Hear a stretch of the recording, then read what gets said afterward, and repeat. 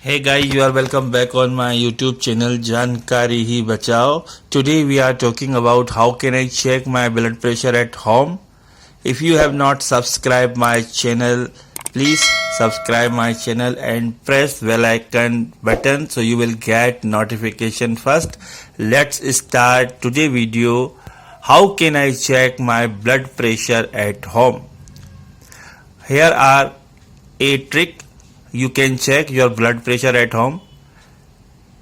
Place your index and middle finger of your hand on the inner wrist of the other arm, just below the base of the thumb. You should feel it tapping or pushing against your finger.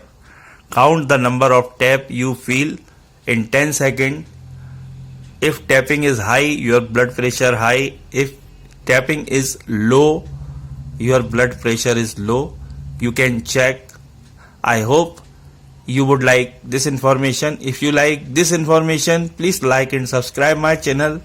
Thanks for watching this video. See you again. Bye bye. Take care.